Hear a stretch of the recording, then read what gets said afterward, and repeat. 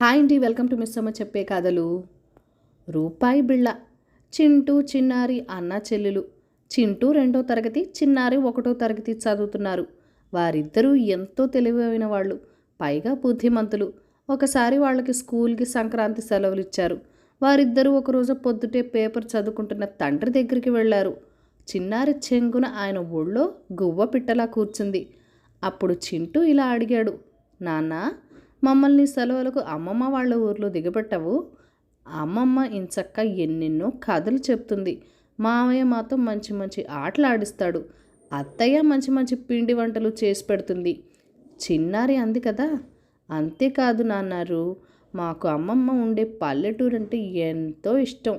ఎందుకంటే అక్కడ ఇంచక్క పచ్చని చెట్లుంటాయి, చెట్లు నిండా పళ్ళుంటాయి, చెట్ల మీద రామచిలకలు, కాకులు, పిచ్చుకలు, గోరువంకలు కనిపిస్తాయి.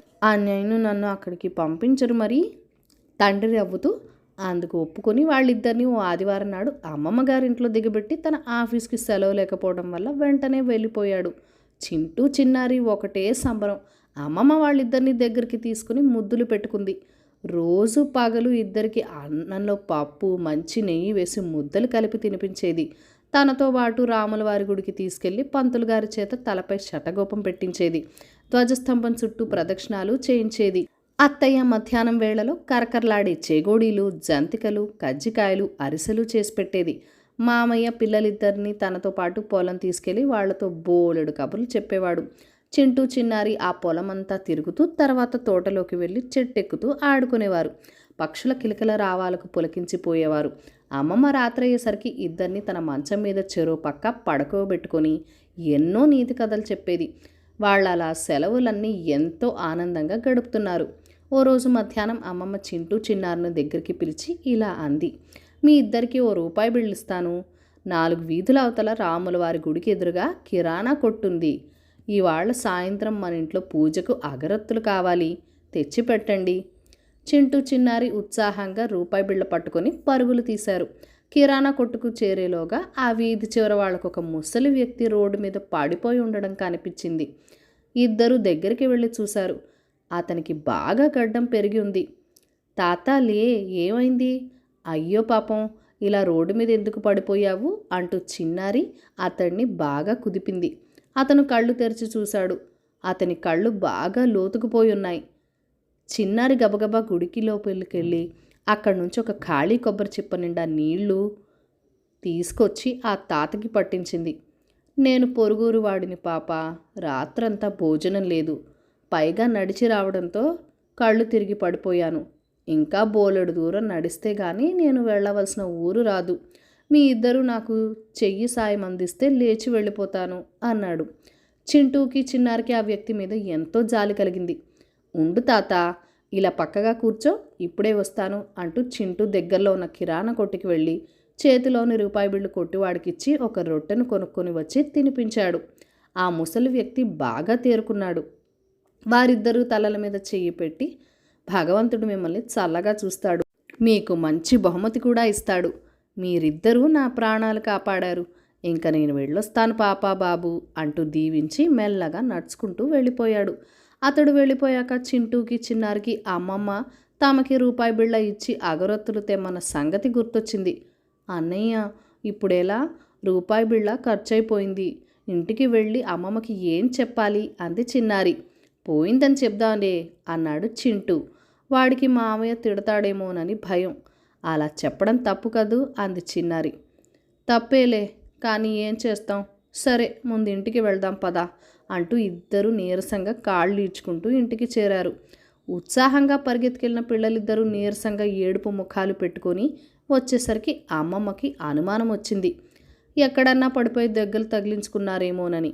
ఏమైందనరా అలా ముఖాలు వేలాడేసుకుని వచ్చారు? అగరత్తులేవి అని అడిగింది అమ్మమ్మ. మరేమో రూపాయి బిళ్ళ ఖర్చు పెట్టేశాం. అగరత్తులు తేలేదని దేవుడికి కోపం వస్తుందేమో అమ్మమ్మ అంటూ ఏడుపు లంకించుకున్నారు పిల్లలిద్దరూ. అమ్మమ్మ వాళ్ళని బాగా బుజ్జగించి, పోనీలేంట్రా పిల్లలు, ఆ రూపాయి బిళ్ళ ఒక మనిషి ప్రాణం కాపాడింది కదా, అందుకని దేవుడు మిమ్మల్ని దీవిస్తాడు తప్ప కోపగించుకోడు అంది.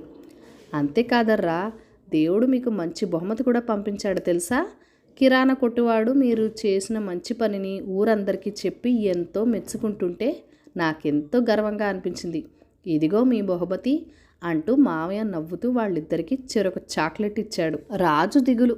మగధ దేశాన్ని ఏలే జయసింహుడు ఒకనాటి రాత్రి అలవాటు ప్రకారం తన సలహాదారుడైన గుణనిధితో మారువేషంలో సంచరిస్తూ ఉండగా నగర శివారుల్లో కొందరు బందిపోటు దొంగలు వాళ్ళని అటకాయించారు. రాజా, సలహాదారులు దొంగల మీద కత్తులు దూశారు. అయితే దొంగలు వాళ్ళని చుట్టుముట్టి నిరాయుధుల్ని చేశారు.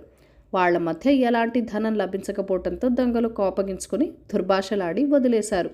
ఆ మర్నాడు జయసింహుడు కొలువుదీరిన సభలో దొంగలు చేసిన అవమానం తలుచుకుని దిగులుగా కూర్చున్నాడు. కొంతసేపు తర్వాత రాజు సభికులతో, ఈ సభలో ఎందరో మేధావులున్నారు. నాకొక సందేహం కలిగింది. దానికి మీరే సమాధానం చెప్పాలి. ఒక మనిషి విలువ అతడి రూపం, వేషం బట్టి ఉంటుందా? ఓ చోట గౌరవించబడిన మనిషి మరొక చోట అవమానించబడతాడు. దీనికి కారణం ఏమిటి అన్నాడు. ఓ పావుగంట కాలం గడిచినా సభికులెవ్వరూ రాజు సందేహానికి సమాధానం చెప్పేందుకు లేవలేదు. రాజు దిగులు పోగొట్టడానికి ఇదే మంచి సమయాన్ని భావించిన గుణనిధి లేచి, మహారాజా, ఏ వ్యక్తి విలువ అయినా అతడు అలంకరించిన స్థానం అతడి వేషం బట్టి మారుతూ ఉంటుంది అన్నాడు. మారుతూ ఉంటుందని ఊరికే చెప్పడం కాదు, దృష్టాంతం చూసి నిరూపించగలరా అని ప్రశ్నించాడు రాజు. నిరూపించగలను మహారాజా అని గుణనిధి ఒక వస్త్రాన్ని తీసుకుని తలకు చుట్టుకొని సభలో ఒకరిని ఇదేమిటి అని అడిగాడు. తలపాగా అన్నాడు సభికుడు. అదే వస్త్రాన్ని గుణనిధి భుజం మీద వేసుకొని అదే సభికుడిని ఏమిటిది అని ప్రశ్నించాడు. ఉత్తరీయం అన్నాడు సభికుడు. గుణనిధి ఆ వస్త్రాన్ని చేతిలో పట్టుకుని ఇదేమిటి అని ప్రశ్నించాడు. తుండుగుడ్డ అన్నాడు సభికుడు. అప్పుడు గుణనిధి రాజుతో, చూసారా మహారాజా, నిజానికి నా చేతిలో ఉన్నది వస్త్రం, కానీ అది స్థానం మారినప్పుడల్లా దానికి తగినట్టు తన పేరు మార్చుకుంటూ పోయింది.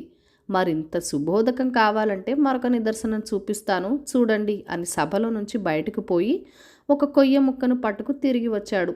అతడు ఆ కొయ్య ముక్కను సభలో ఒక సభికుడు ముందు పెట్టి కాలితో తన్నమన్నాడు. సభికుడు అలాగే చేశాడు.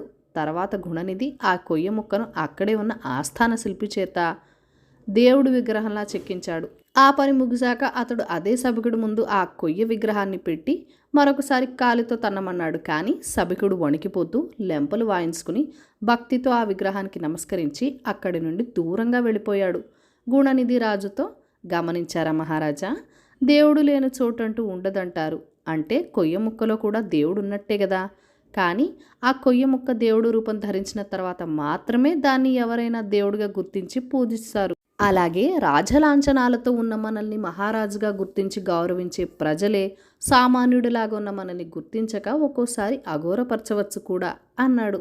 గుణనిధి మాటలలో అర్థం తెలుసుకున్న జయసింహుడు తృప్తిగా చిరునవ్వు నవ్వాడు.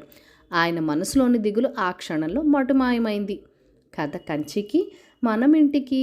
ఈ కథలను లైక్ చేయండి, షేర్ చేయండి. మన ఛానల్ని ఫస్ట్ టైం చూస్తున్నట్లయితే కనుక సబ్స్క్రైబ్ చేసుకొని ప్లీజ్ మీ సపోర్ట్ ఇవ్వండి.